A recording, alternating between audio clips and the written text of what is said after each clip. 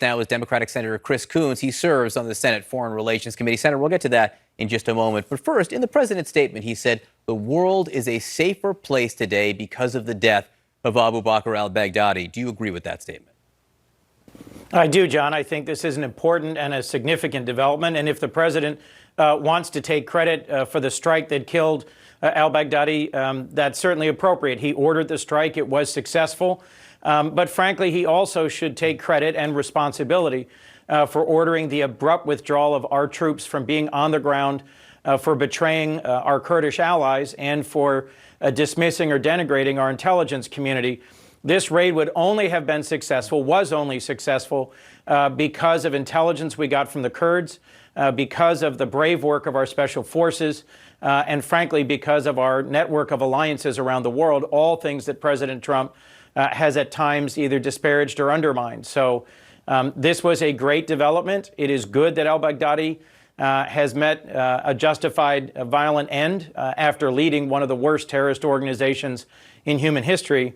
But I think this was a successful raid in spite of, not because of, Donald Trump's abrupt withdrawal of our forces and betrayal of our Kurdish allies. Well, that is a quote that's inside the New York Times this morning from military officials, in spite of, not Correct. because of. CNN has been told by some military officials it would only have been successful, as you said, with the presence of U.S. troops on the ground in Syria and the existence of the alliance with the Kurds. Overall, though, what lessons do you take from the success of this raid and perhaps the intelligence that was provided? Well, first, it's important that we protect the operational details of a raid like this if we're going to be able to carry out more of them in the future and have them be as successful as this one was. There was no loss of American life.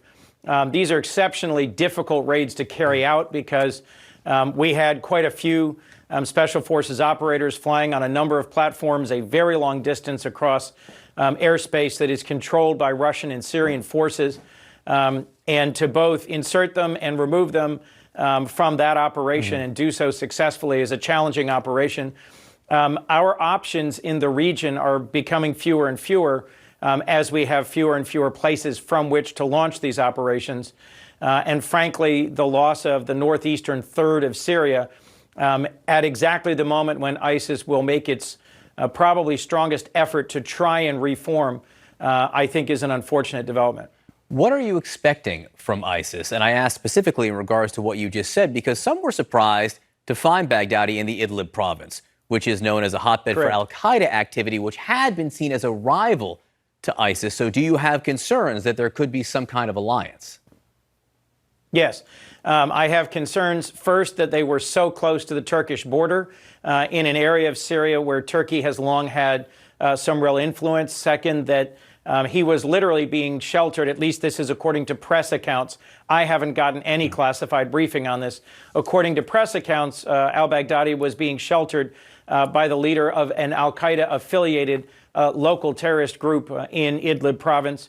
And frankly, there is, I think, a very real possibility that ISIS and various al-Qaeda affiliates in Afghanistan, in West Africa, in Syria and elsewhere will cooperate even more closely as they face significant pressure from the United States and those allies of ours who are still fighting alongside us in this work. The president did not notify Congress before the operation. It isn't clear that he was legally required to, because they called it a military operation and not an intelligence operation. Right. But he didn't even call Democrats after it was a success and before he announced it publicly.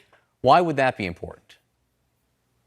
Well, first, I think it is striking that the Russians were informed before Congress and that Congress found out when the rest of the country did. There is a long tradition of the president notifying leaders in Congress of both parties when there's a sensitive operation underway.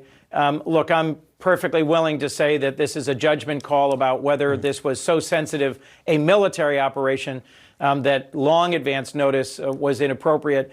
But to disrespect the Speaker of the House, who is in the direct line of succession to the president, and to not inform bipartisan leaders in Congress, to only inform a few Republicans, I think was just one more important norm of cooperation shattered by this president. When fighting ISIS and terrorism, we aren't Democrats and Republicans, we're Americans. And I think the president should have the trust and confidence in our leaders in Congress to know that they would not have leaked sensitive details, certainly after the event. And ultimately, it was the president himself who I think shared a remarkable, even disturbing amount of detail about the operation beyond what I think is advisable. Too much? Too much. This all speaks to the political environment out there. I think that the president did not talk to Democratic leaders in the House even after the operation was done. And to that end, about the political environment out there, President Trump attended Game 5 of the World Series in Washington last night. I just want to play the sound from that.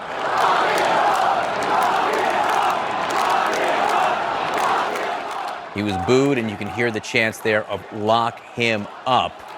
What do you make of that, Senator?